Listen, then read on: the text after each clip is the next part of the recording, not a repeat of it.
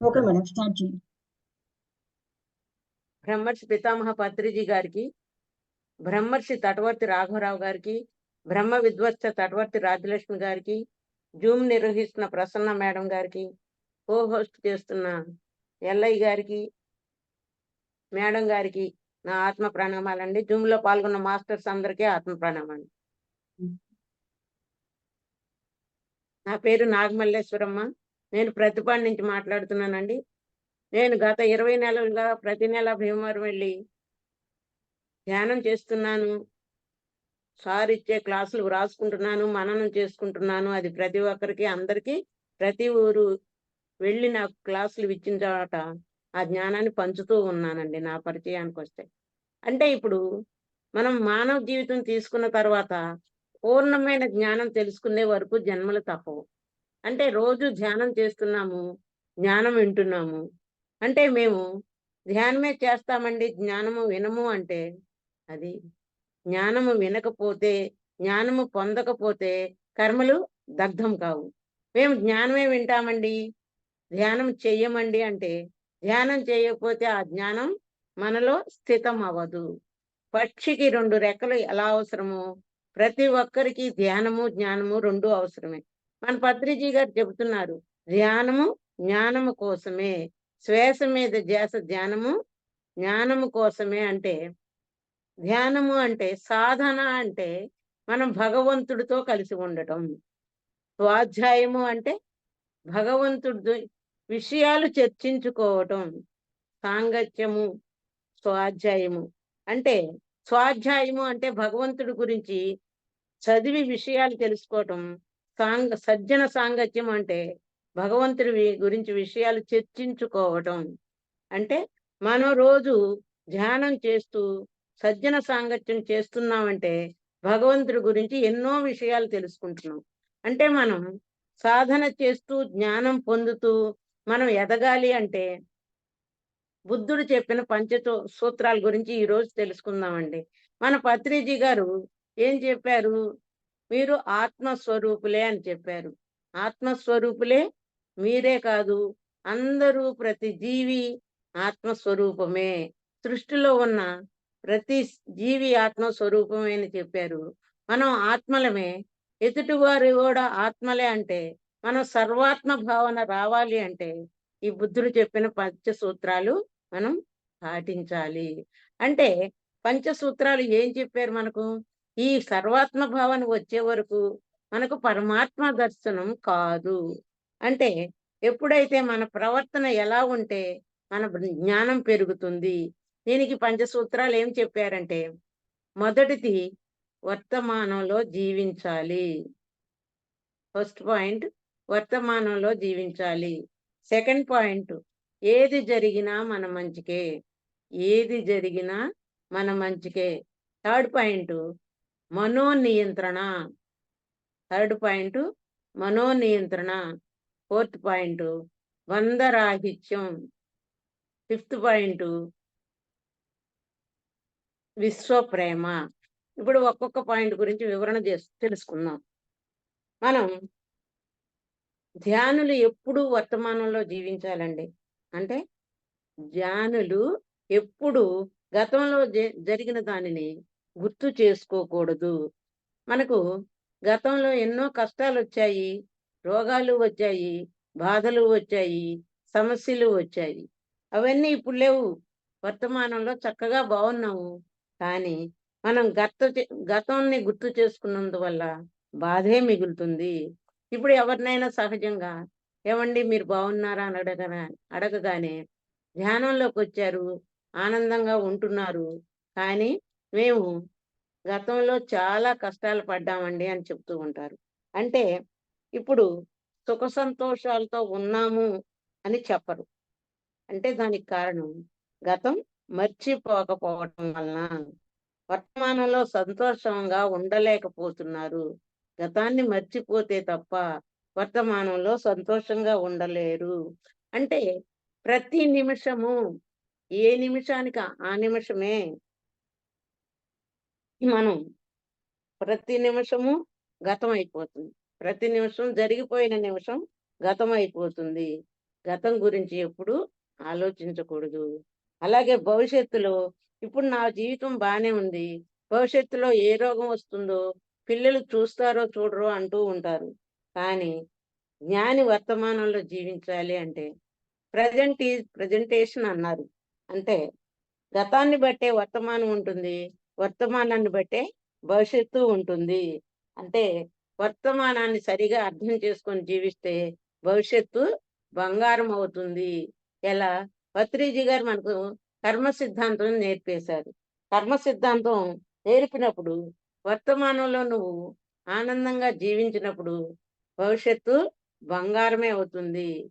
అంటే ఎవ్వరిని బాధ పెట్టవు, ఎవ్వరిని హింసించవు, అందరినీ ఆనందంగా ఉండటానికి ప్రయత్నిస్తే భవిష్యత్తు బంగారం అవుతుంది. అందుకనే బుద్ధుడు ఎప్పుడు వర్తమానంలో జీవించు, గతం గురించి బాధపడకు, భవిష్యత్తు కోసం భయపడకు అని చెప్పారు. వర్తమానం అద్భుతంగా మలుచుకుంటే భవిష్యత్తు అద్భుతంగానే ఉంటుంది. అద్భుతమైన ముగ్గురు గురువులను పొందామండి. జీవించి ఉండగానే ఆనందంగా ఉంటే మనం ముక్తిని, మోక్షాన్ని ఎలా పొందాలో మనకు గురువులు బోధించారు. అంటే ముక్తి అంటే జీవించి ఉండగానే ఆనంద స్థితిలో ఉంటే ముక్తి అంటారు. జన్మ లేని స్థితిని మోక్షం అంటారు. అంటే మనం జీవించి ఉండగానే ముక్తిని పొందాలి. నువ్వు సాధన చేస్తున్నావు. నీవు ఏ కర్మ చెయ్యవు. ఎవరి చేత చెయ్యనియ్యవు. అందుచే బుద్ధుడు మొదటి సూత్రం వర్తమానంలో జీవించమన్నారు. అందుకే ఓషో అటండి వాళ్ళ అమ్మమ్మ గారింట్లో పెరిగారట. ఓషో ఒక రాత్రట తెల్లవార్లు ఒక నది దగ్గర కూర్చుని చూస్తూనే ఉన్నారట. "ఏమిటి నాయనా తెల్లవార్లు నది దగ్గర ఎందుకున్నావని?" వాళ్ళ అమ్మమ్మ అడిగితే, "అమ్మమ్మ ఆ నదిలో ప్రవాహం, ఆ నీరు ఒక్క క్షణమైనా ఆగుతుందేమోనని చూశాను" అన్నారట. అంటే మనం ఇప్పుడు అర్థం చేసుకోవాల్సింది, ఆ నదిలో నీరు ఎలా ప్రవహిస్తుందో మన జీవితం కూడా అలా సాగిపోతూనే ఉంటుంది. ప్రతిదాన్ని మనం వర్తమానంలో స్వీకరించాలి. అలాగే రెండో పాయింట్‌కొచ్చేటప్పటికి, ఏది జరిగినా మన మంచికే అన్నారు. అంటే మన జీవితంలో కష్టాలు, దుఃఖాలు, బాధలు వస్తున్నాయి. అంటే భగవద్గీతలో ఏం చెప్పారు? సమత్వం యోగ ఉచ్యతే అన్నారు. అంటే యోగి అయిన వాడు కష్టాన్ని, సుఖాన్ని సమస్థితిలో చూస్తాడట. మనకు దుఃఖం వచ్చింది, కష్టం వచ్చింది అంటే గత జన్మలో ఏదో పాపకర్మ చేశాము. మనం గతంలో ఏదో పాపకర్మ చేస్తేనే ఇప్పుడు కష్టము, దుఃఖము వచ్చింది. అంటే కష్టము వచ్చింది అంటే పాపకర్మ ఖర్చవుతుంది. భోగము వచ్చింది అంటే పుణ్యకర్మ ఖర్చవుతుంది. అంటే ఇక్కడ మనం ఏం చేస్తున్నాం? పాపకర్మ ఖర్చవుతుంటే బాధపడుతున్నాం, ఏడుస్తున్నాం. అంటే పాపకర్మ ఖర్చు అవుతుంది అంటే సంతోషపడాలి. పుణ్యకర్మ ఖర్చవుతుంటే బాధపడాలి. కానీ మనం రివర్స్‌లో ఉన్నాము. యోగి అయిన వాడు కష్టాన్ని, సుఖాన్ని సమానంగా స్వీకరిస్తారట. అంటే మనం యోగికి తెలుసు. నేను కష్టం అనుభవిస్తున్నాను అంటే, అది నేను గత జన్మలో చేసిన కర్మే. ఆనందం అనుభవిస్తున్నాను అంటే, గత జన్మలో చేసిన పుణ్యకర్మే అని యోగికి తెలుసు. అందుకే యోగి సమత్వం, యోగ ఉచ్యతే అంటే, యోగి అయిన వాడు రెండిటిని సమానంగా సమస్థితిలో చూస్తాడు. అంటే మనకు కష్టం వచ్చింది అంటే పాపకర్మలు పోతున్నాయి. సుఖం వచ్చింది అంటే పుణ్యకర్మలు ఖర్చవుతున్నాయి. అంటే పత్రిజీ గారు ఏం చెప్తున్నారు? జీవితంలో వస్తే రాని, పోతే పోని, ఉంటే ఉండని అన్నారు. అంటే అది రోగమైనా సరే, బాధలైనా సరే, కష్టమైనా సరే, అంటే ఎప్పుడూ కష్టాలు మనకు జీవితాంతం ఉండవు. సుఖాలు కూడా మన పుణ్యకర్మలు ఖర్చవుతాయి. అంటే జీవితాంతం సుఖం కూడా ఉండదు. ఇది యోగి అయిన వాడు అర్థం చేసుకుంటాడు. అంటే ఒకసారి బుద్ధ భగవానుడు చెప్పాడట. పాపకర్మలు అంటే బుద్ధ భగవానుడు ఏమన్నారు? "నువ్వు పాపం చేసేటప్పుడు సుఖభ్రాంతి, అది అనుభవించేటప్పుడు కడు దుర్భరంగా ఉంటుంది" అన్నారట. బుద్ధ భగవానుడు ఏం చెప్పారు అంటే మరలా, ఒక నీకు కష్టం కలిగించిన వాడు, నీకు నష్టం చేసిన వాడు నీకు ఎదురైనప్పుడు వాళ్ళను నువ్వు వీడి పీడాముఖం చూశాను అని తిట్టుకోవద్దు. ఎందుకంటే నీ కష్టం కలిగిన వాడు, వాడిని చూసి నువ్వు పాఠం నేర్చుకోవాలి. వాడు నీకు కష్టం కలిగించాడు. అలాంటి కష్టం నువ్వెవరికీ కలిగించకూడదు అనే పాఠం వాడిని చూసి నేర్చుకోవాలి. అంటే వాడిని నువ్వు తిడుతున్నావు అంటే నీవు అలాగే ఉంటే ఇంకొకరు కూడా నిన్ను తిడతారు కదా! అంటే వారిలాగా ఉండాలి. మనం వాడిలాగా ఉండకూడదు అనే పాఠం నేర్చుకోవాలి. అదే మంచివాడిని చూసి వాడిలా ఉండాలి అని పాఠం నేర్చుకోవాలి. అంటే నీకు నచ్చని సంఘటన ప్రకృతి నీ ముందు ఉంచింది అంటే దాని నుంచి నువ్వు పాఠం నేర్చుకోవాలి. ప్రతి వ్యక్తి నుంచి పాఠం నేర్చుకోవాలి. నీ గురించి నీకన్నా భగవంతుడికే ఎక్కువ తెలుసు కాబట్టి, ముందు ఉన్న అన్నీ అనుభవాలే, అన్నీ పాఠాలే అని తెలుసుకోవాలి. ఒకరోజటండి ఒక మహారాజు గారు, మంత్రి గారు వేటకు వెళ్లారట. వేటకు వెళితే అక్కడ బందిపోటు దొంగలు ఎదురయ్యారట. ఎదురైతే ఇద్దరి మధ్య యుద్ధం జరిగిందట. యుద్ధం జరగగానే మహారాజు గారి చిటికెన వేలు తెగిందట. మంత్రి గారు అన్నారట, మహారాజా మనకి ఏది జరిగినా మన మంచికే అన్నారట. అప్పుడు మహారాజు గారు నా వేలు తెగితే మంచికేనంటావా అని మహామంత్రిని తీసుకువెళ్లి కారాగారంలో వేశారట. అలా కొన్ని రోజులు గడిచిన తర్వాత మరలా మహారాజు గారు వేటకు వెళ్ళారట. అక్కడ మహారాజు గారిని పోయేదరలు పట్టుకెళ్ళి అమ్మవారికి బలి ఇవ్వటానికి సిద్ధం చేశారట. సిద్ధం చేసి స్నానం చేయించి పట్టుబట్టలు కట్టి అమ్మవారికి బలిచ్చే సమయంలో వేలు లేదని చూసి, వేలు లేనందువల్ల బలి ఇవ్వకుండా వదిలేశారట. అప్పుడు మహారాజా గారు అనుకున్నారట, నేను ఆ రోజు మంత్రి గారు ఏది జరిగినా మన మంచికే అన్నారు. ఈరోజు నా ప్రాణం పోకుండా ఈ ఏలు తెగటం వల్లనే నేను బ్రతికిపోయాను అని ఇంటికొచ్చి మహామంత్రి గారిని విడుదల చేశారట. సరే మంత్రి గారు, నాకు వేలు తెలిగినందువల్ల మంచి జరిగింది. నేను మిమ్మల్ని కారాగారంలో వేశాను కదా! మీకేమి మంచి జరిగింది మంత్రి గారు అంటే, అప్పుడు మంత్రి గారన్నారట, మహారాజా ఈరోజు నేను కారాగారంలో లేకుంటే మీతోటి నేను వేటకు వచ్చేవాడిని. మీకు అవయవ లోపం వల్ల మిమ్మల్ని బలివ్వకుండా నన్ను బలి ఇచ్చేవారు. నా ప్రాణం పోయేది. అంటే ఏది జరిగినా మన మంచికే అని స్వీకరించాలి అని మంత్రి గారు చెప్పటం జరిగిందటండి. అంటే ఇక్కడ మనం ప్రతి దాన్ని ఏది జరిగినా చెడైనా, మంచైనా నా మంచికే జరిగింది అని స్వీకరించాలి. అలాగే మహాభారతం తీసుకుంటే మహాభారతంలో కౌరవులు ఎప్పుడు హంసతూలికా తల్పాల మీద హాయిగా నిద్రపోయారు అనుకుంటారు. పాండవులు అరణ్యవాసంలో కష్టాలు పడ్డారు అనుకుంటారు. కానీ కౌరవులు ఎప్పుడూ హంసతూలికా తల్పాల మీద నిద్రపోలేదు. ఎందువలనంటే వారికి ఎప్పుడు పాండవులను ఎలా ఏడిపించాలా, ఎలా బాధ పెట్టాలా, ఎలా హింసించాలా అని ఆలోచిస్తూ ఉండేవారు. అంటే కౌరవులకు ఏనాడు శాంతి లేదు. 11 సంవత్సరాలు వనవాసం చేసినప్పుడు పాండవులు రాజ్యం నాది కాదు. వనవాసం చేసినప్పుడు పాండవులు ఏమనుకున్నారు? రాజ్యం నాది కాదు. నాది వదిలేశారు. మనకు పత్రిజీ గారు చెప్తుంటారు. నాది నేను వదిలేయమని. అలాగే అరణ్యవాసంలో నాది వదిలేశారు. అజ్ఞాతవాసంలో నేను వదిలేశారు. అంటే అరణ్యవాసంలో నాది అంటే రాజ్యాన్ని, సర్వ సంపదలను వదిలేసి అరణ్యవాసంలో ఉన్నారు. నేను అజ్ఞాతవాసంలో నేను ధర్మరాజుని, నేను భీముడిని, నేను అర్జునుడిని అనే ఐడెంటిఫికేషన్ లేకుండా నేను అనేది కూడా వదిలేశారు. అలాగే వనవాసంలో చక్కగా సాధన చేసుకొని వాళ్ళకి కావలసిన అస్త్రశస్త్రాలను సమకూర్చుకున్నారు. ఋషులు, మహర్షుల దగ్గర సాధన చేస్తూ ఎంతో జ్ఞానాన్ని పొందారు పాండవులు. అంటే ద్రౌపదీదేవి కూడా సూర్య భగవానుడిని మెప్పించి అక్షయ పాత్ర పొందింది. అంటే వాళ్ళు అరణ్యవాసాన్ని కూడా కష్టం అనుకోకుండా స్వీకరించారు. అంటే ఏది జరిగినా మన మంచికే అని స్వీకరించారు.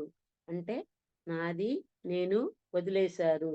ఇక వాళ్ళు కష్టాలు పడలేదు అనుకుంటారు. కానీ వారికి కావాల్సినయన్నీ ఏ కష్టమో పడకుండా చక్కగా సాధన చేస్తూ అస్త్రశస్త్రాలన్నీ సంపాదించుకున్నారు. యుద్ధం జరిగిపోయిన తర్వాత కుంతీదేవిని శ్రీకృష్ణ భగవానుడు, "అత్త, ఏమైనా వరం కోరుకో అత్త" అని అడిగాడట. అప్పుడు కుంతీదేవి, "నాకు ఎప్పుడూ కష్టాలు ఉండే వరం ఇవ్వు నాయనా" అందంట. "ఏమిటి అత్త అలాంటి వరం కోరుకున్నావని?" శ్రీకృష్ణ భగవానుడు అంటే, "లేదు నాయనా, కష్టాలు ఉండటం వల్లే నీవు ప్రతిరోజు మాతోటే ఉంటున్నావు" అన్నదట. ఎంతో గొప్ప మహాపతివ్రత కుంతీదేవి. ఆవిడ తన జ్ఞానాన్ని, తన పాతివ్రత్యంతో పంచభూతాలను మెప్పించి 5 కుమారుల్ని కనింది. సూర్య భగవానుడిని మెప్పించి కర్ణుడిని కూడా కనింది. అంత గొప్ప మహాపతివ్రత ఎప్పుడూ కష్టాలుండేవి వరం ఇమ్మని అడిగిందట. అంటే మన జీవితంలో ఏది జరిగినా మన మంచికే అని స్వీకరించాలి అని దీన్ని బట్టి అర్థం చేసుకోవాలి. ఇక మూడో పాయింట్‌కొచ్చేటప్పటికి మనోనియంత్రణ. మనోనియంత్రణ అంటే మనసు నియంత్రించే శక్తి కావాలి. అంటే మన మనసు ఎప్పుడూ డబల్ యాక్షన్ చేస్తుందండి. అంటే సినిమాలో ఒక విలను, ఒకడు హీరోగా నటించినట్లే ఒక పాత్ర హి విలన్‌గా నటిస్తాడు. అలాగే ఈ మనసు కూడా ఎప్పుడూ డబల్ యాక్షన్ చేస్తూ ఉంటుంది. ఈ మనసుకు ఎప్పుడూ కోరికలే. ఈ పన్ ఈ పంచేంద్రియాలు అంటే మానవుడికి ఉన్న ఇంద్రియాలు అంటే కర్మేంద్రియాలు, జ్ఞానేంద్రియాలు. అంటే కర్మేంద్రియాలు అంటే కాళ్ళు, చేతులు, నోరు, మలద్వారము, మూత్రద్వారము. అదే జ్ఞానేంద్రియాలు అంటే కళ్ళు, చెవులు, ముక్కు, నాలుక, చర్మము. ఇలా ఈ పంచేంద్రియాలు ఎప్పుడూ మన స్వాధీనంలోనే ఉంటాయండి. ఈ పంచేంద్రియాలు ఎప్పుడూ మన స్వాధీనంలోనే ఉంటాయి. అంటే ఈ మనసు ఏం చేస్తుంది? టీవీ చూద్దామా, సీరియల్స్ చూద్దామా అని ఓ పక్క అనుకుంటుంటే, ఓ పక్క మనసేమంటుంది? ఈ ఆత్మజ్ఞానం క్లాస్‌కి వెళదాం, ఆత్మజ్ఞానం ఇందాం అంటూ ఉంటుంది. ఈ మనసు ఎప్పుడూ డబల్ యాక్షన్ చేస్తూ ఉంటుంది. బుద్ధి మంచి నిర్ణయం తీసుకుంటుంది. అంటే ఈ ఇంద్రియాలన్నీ మనసుకు బానిసలు. ప్రపంచం వైపు తిప్పిన మనసు మన జీవితంలో దుఃఖాన్నే మిగిలిస్తుంది. ప్రపంచం వైపు తిప్పిన మనసు మన జీవితంలో ఎప్పుడూ దుఃఖాన్నే మిగిలిస్తుంది. ఉత్తర గీతలో శ్రీకృష్ణ భగవానుడు చెప్పాడు, మానవుడు చెంచల స్థితిలో ఉండటానికి, ఉన్న స్థితి నుంచి దిగజారిపోవటానికి పంచేంద్రియాలే కారణం. అంటే శ్రీకృష్ణ భగవానుడు ఏం చెప్పాడు? మానవుడు చెంచల స్థితిలో ఉండటానికి, ఉన్న స్థితి నుండి దిగజారిపోవటానికి పంచేంద్రియాలే కారణం అని చెప్పారు. మనోనియంత్రణ ఉన్నప్పుడు అంటే నిశ్చల స్థితిలో మనసు ఉంటుంది. మన మనసును నియంత్రించుకున్నప్పుడు నిశ్చల స్థితిలో మనసు ఉంటుంది. అంటే ఇలా ఇంద్రియాలు, ఇంద్రియాలు ఒక్కొక్క ఇంద్రియ లోపం వల్ల ఒక్కొక్క జీవి మరణిస్తుందండి. మిడత మంటను చూసి పంటని భ్రమపడి మంటలో పడి చనిపోతుంది. అంటే కళ్ళ ద్వారా అది భ్రమపడి చనిపోయింది. అలాగే లేడి అది శ్రవణేంద్రియ లోపం వలన అంటే మంచి సంగీతం వింటే మైమర్చిపోతుంది లేడి. ఒక వేటగాడు ఏం చేస్తూ ఉంటాడంటే, ఒక టేప్ రికార్డర్ చెట్టుకు తగిలించి మంచి సంగీతాన్ని పెడతాడు.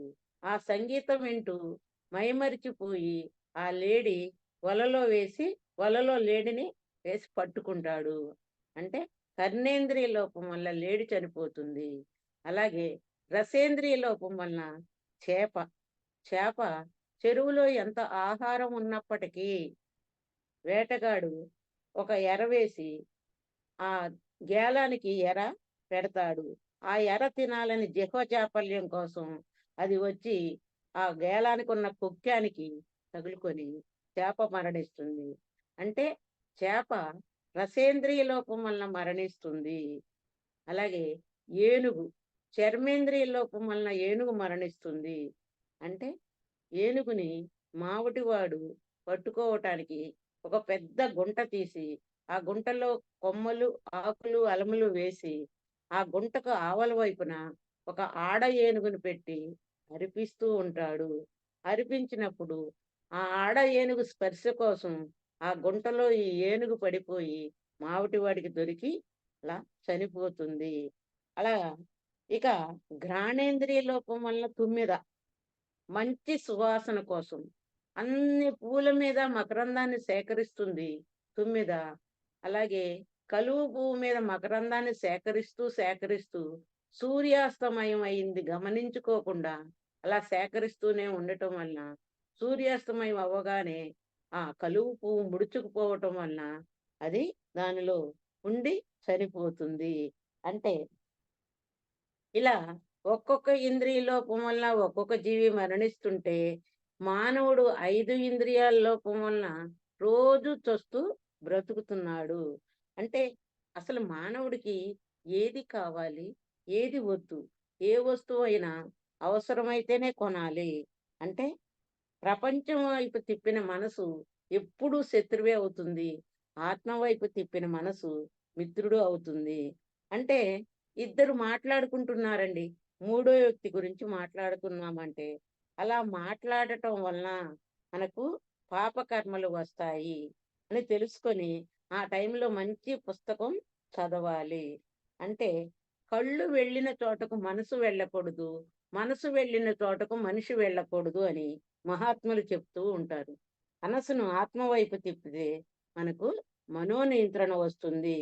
ప్రాపంచం ప్రాపంచకంలో డబ్బులు ఖర్చు పెట్టకుండా ప్రాపంచకంలో డబ్బుని వృధాగా ఖర్చు పెట్టకుండా మంచి కార్యాలకు ఉపయోగించాలి.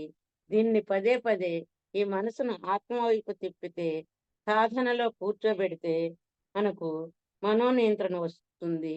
అశాశ్వతమైన వాటి వైపు పరుగులు పెట్టకుండా శాశ్వతమైన వాటి వైపు పరుగులు పెట్టడం అంటే పెట్టినప్పుడు మనం ఆత్మ వైపు మనసును తిప్పినప్పుడు మనకు మనోనియంత్రణ వస్తుంది అని బుద్ధ భగవానుడు చెప్పటం జరిగింది. ఇక మనకు 4వ పాయింట్‌కి వచ్చేటప్పటికి బంధరాహిత్యం. బంధరాహిత్యం అన్నిట్లికన్నా చాలా కష్టమండి. అంటే ఈ మనసుకు కూడా 3 బంధాలున్నాయి. 3 బంధాలు. 1 ప్రపంచంతో బంధం, 2 శరీరంతో బంధం, 3 మనసుకు అది దానికదే బంధం. ప్రపంచంతో బంధం ఎలా ఉంటుంది అంటే, ప్రపంచంలో ఏది చూసినా అది బంధించబడుతుంది. అందమైన కారు చూసింది, నాకు ఉంటే బాగుండు అనుకుంటుంది.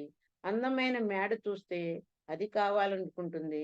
అంటే ప్రపంచంలో ఏది చూసినా, ఒక చీర చూసినా, నగలు చూసినా ప్రతీదీ కావాలనుకోవటం ఈ మనసు ప్రపంచంతో బంధం ఏర్పరచుకుంటుంది.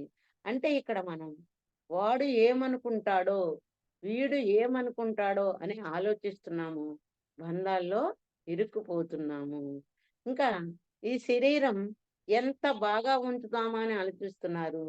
శరీరానికి ఎక్సర్‌సైజులు చేస్తున్నారు, ఆసనాలు వేస్తున్నారు, మేకప్‌లు వేస్తున్నారు, ఎన్నో చేస్తన్నారు. కానీ కర్మ దాని పని అదే చేస్తుంది. రావలసిన టైంకు కర్మ వచ్చే తీరుతుంది. దీనికి ఉదాహరణగా పరీక్షిత్ మహారాజు 7 రోజుల్లో చనిపోతానని సుఖమహర్షి దగ్గర ధ్యాన బోధ చేయించుకున్నాడు. అంటే ఒకరోజు పరీక్షిత మహారాజు అంటే ధర్మరాజుకి అర్జునుడికి మనోడండి. అభిమన్యుడు కుమారుడు. ఒకరోజు ఆయన ధర్మరాజు అంత గొప్పగా పరిపాలిస్తున్నాడు. ధర్మంలో జీవిస్తున్నాడు. ప్రజలను ధర్మంగా పరిపాలిస్తున్నాడు. అలాంటి పరీక్షిత్ మహారాజు ఒకరోజు వేటకు వెళ్ళారండి. వేటకు వెళ్ళినప్పుడు ఏం జరిగిందంటే, ఆయనకు చాలా దాహం వేసిందట. దాహం వేసినప్పుడు శమీక మహర్షి ఆశ్రమానికి వెళ్ళారట. వెళ్ళి శమీక మహర్షిని ఆయన మౌన ధ్యానంలో ఉంటే కొంచెం దాహానికి మంచినీళ్ళు ఇవ్వమని అడిగారట. ఆయన ధ్యానంలో మౌనంలో ఉండటం వల్ల శమీక మహర్షి మాట్లాడలేదు, నీళ్లు ఇవ్వలేదు. కొంత సమయానికి అంత ధర్మప్రభువు అయినప్పటికీ ఆవేశంతో అక్కడే చచ్చిపడి ఉన్న పామును ఆయన మెడలో వేసి వెళ్ళిపోయాడట. కాసేపటికి శమీక మహర్షి కుమారుడు దండి మహర్షి అక్కడికి వచ్చి తండ్రి మెడలో పాము వేసిన వాళ్ళు ఎవరు అని దివ్య దృష్టితో చూసి అప్పుడు పరీక్షిత మహారాజుకు 7 రోజుల్లో ఆ పాముతోటే మరణించాలని శాపం ఇచ్చారట. అలా 7 రోజుల్లో మరణిస్తామని తెలిస్తే మనం ఎంతో భయపడి ఆ రోజే చనిపోతాం.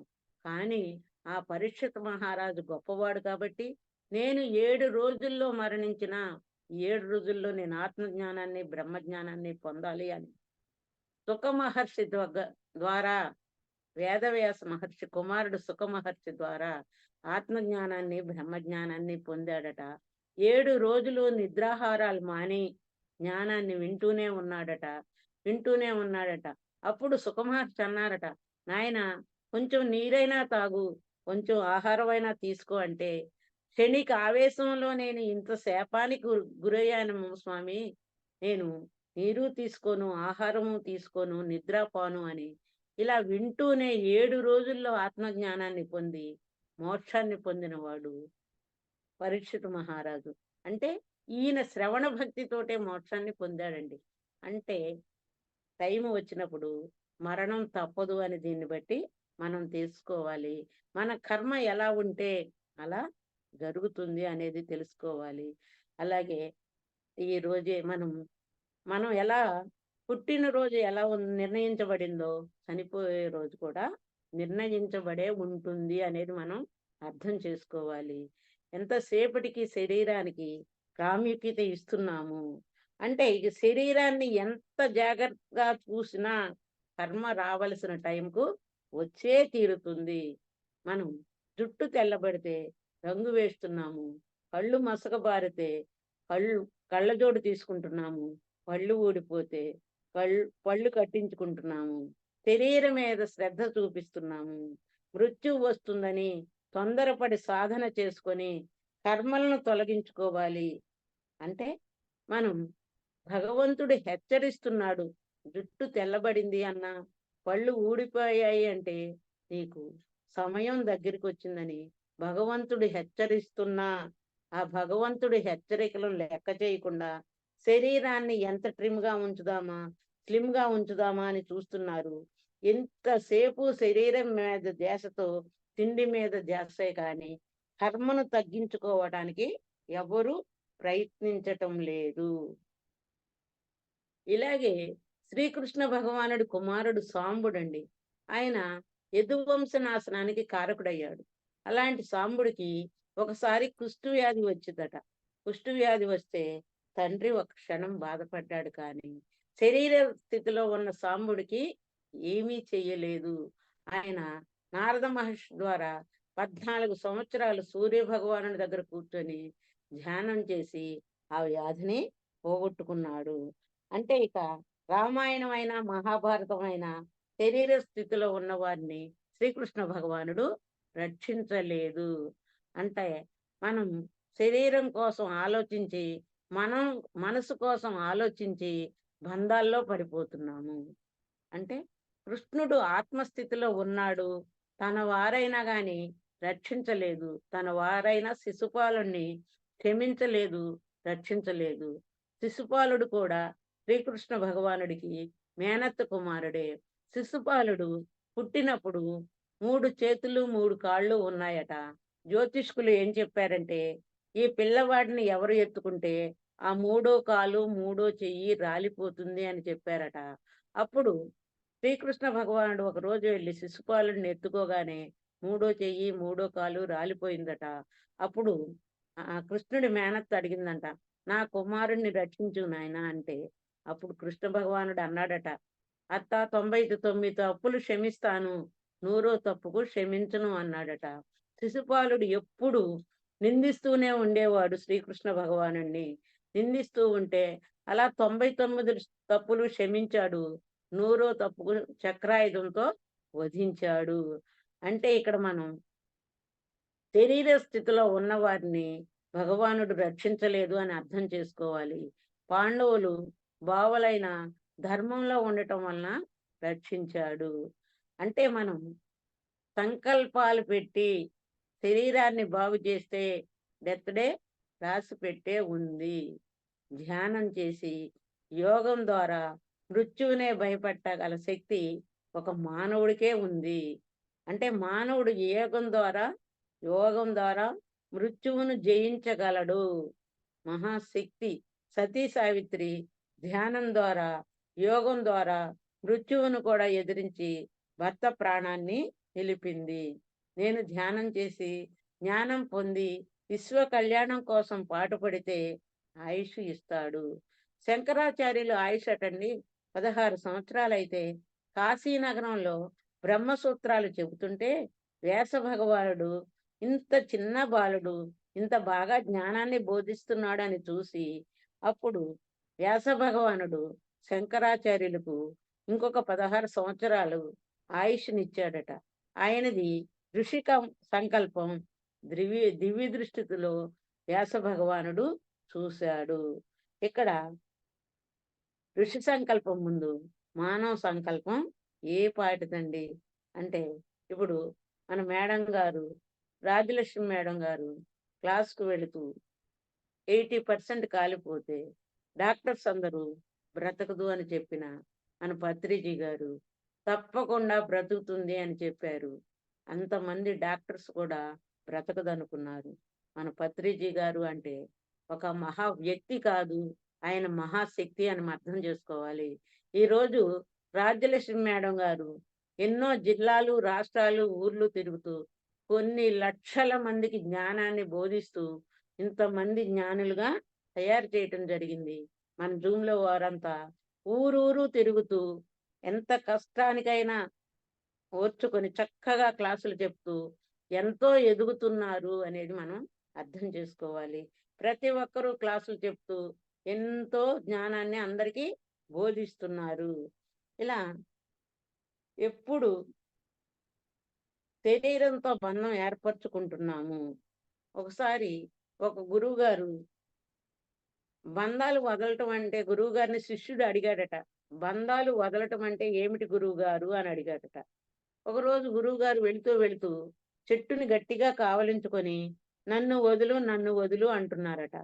ఏమిటి గురువు గారు, మీరే చెట్టును పట్టుకొని నన్ను వదులు నన్ను వదులు అంటున్నారు అన్నాడట. అప్పుడు గురువు గారు చెప్పారట, ఏ బంధాలు మనల్ని పట్టుకోవట్లేదు నాయనా, మనమే వెళ్ళి ప్రతి బంధాన్ని పట్టుకుంటున్నాము. అవేరా బంధాలు అంటే, ప్రపంచాన్ని, శరీరాన్ని, మనసును 3 బంధాలను వదిలితే నువ్వు ఆత్మతో బంధం పెంచుకోవాలి అని చెప్పారట. అంటే పిల్లల్ని పెంచాలి, పెళ్ళయ్యాక బంధాన్ని వదలాలి. ప్రపంచం ఏమనుకున్నా పర్వాలేదు, నేను ధ్యానం చేసుకుంటాను అని బంధాలను వదలాలి. బుద్ధుడు శరీరంతో, ప్రపంచంతో, మనసుతో బంధాన్ని వదిలితే నువ్వు బ్రహ్మంగా ఎదుగుతావు అన్నారు. అంటే 3 బంధాలు వదిలినప్పుడే ధ్యానం చేసి జ్ఞానం మనం ధ్యానం చేసి సాధన చేస్తుంటే మనల్ని విశ్వేశ్వరుడే చూసుకుంటాడు. ఇక లాస్ట్ పాయింట్కి వచ్చేటప్పటికి విశ్వ ప్రేమ.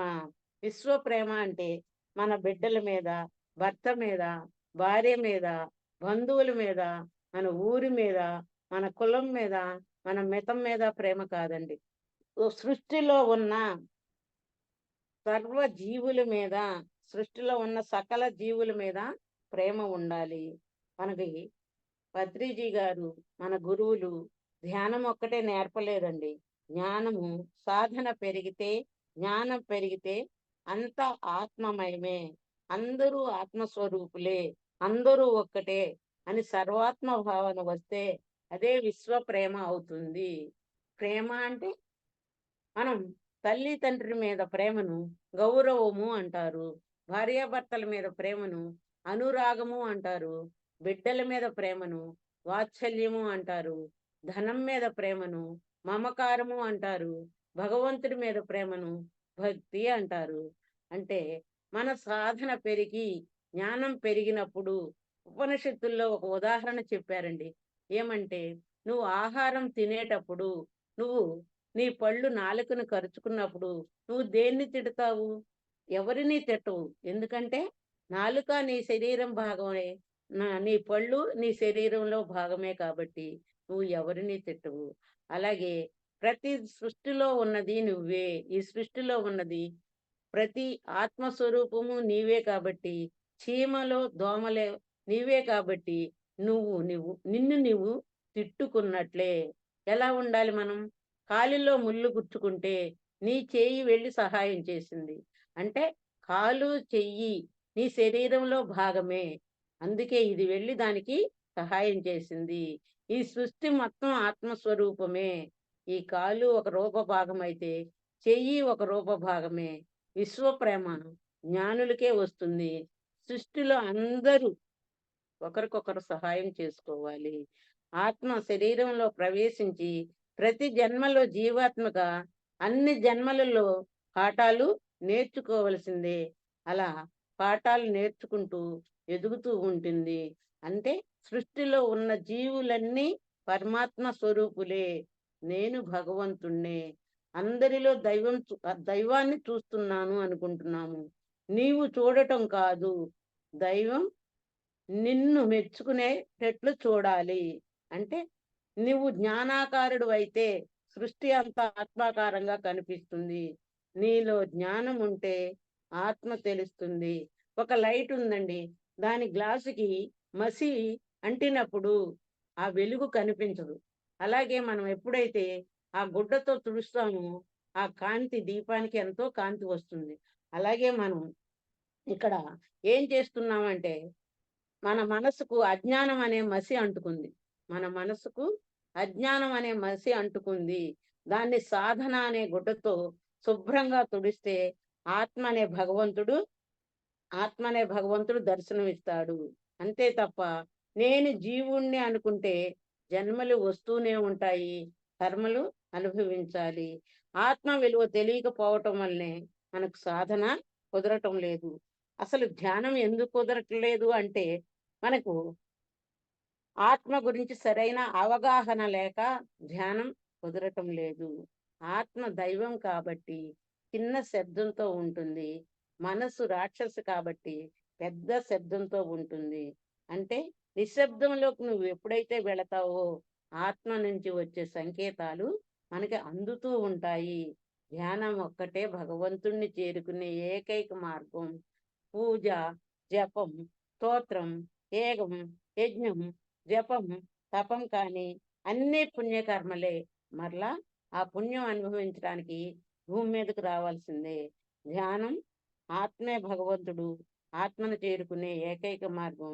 భగవంతుని చేరుకునే మార్గమే ధ్యానం. మనం ఒక్క నిమిషం కూడా వృధా చేయకూడదు. అంటే బుద్ధ భగవానుడు చెప్పింది ఏమిటి అంటే ఈ సూత్రాలు మనం పాటించినట్లయితే మనకు సర్వాత్మ భావన వస్తుంది. మొదటిది వర్తమానంలో జీవించాలి. రెండవది ఏది జరిగినా మన మంచికే. మూడవది మనోనియంత్రణ. నాలుగవది బంధరాహిత్యం. ఐదవది విశ్వప్రేమ. అంటే మనం అనునిత్యం సాధన చెయ్యాలి.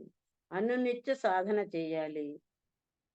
స్వాధ్యాయం చేయాలి. సజ్జన సాంగత్యం చేయాలి. సేవ చేయాలి.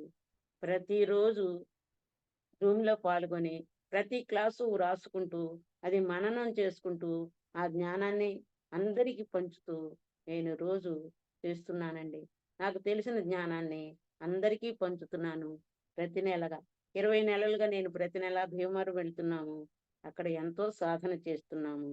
అంటే సాధన పెరగాలి అంటే, సాధనలో పట్టు రావాలి అంటే ప్రతి నెల భీమవరం వెళ్ళాలి. జ్ఞానంలో పట్టు రావాలి అంటే ప్రతిరోజు జూమ్లో పాల్గొనాలి. అద్భుతమైన అవకాశం ఇచ్చినందుకు బ్రహ్మర్షి పితామహ పత్రిజీ గారికి, బ్రహ్మర్షి తటవర్తి రాఘవరావు గారికి, బ్రహ్మ విద్వర్ష తటవర్తి రాజ్యలక్ష్మి గారికి, ప్రసన్న మేడం గారికి, ఎల్లయ్య గారికి నా ఆత్మ ప్రమాణాలు. జూమ్లో పాల్గొన్న మాస్టర్స్ అందరికీ నా ధన్యవాదాలండి. Thank you madam. Thank you. Thank you. Are you sure you want to start recording? Yes, thanks, Ivani.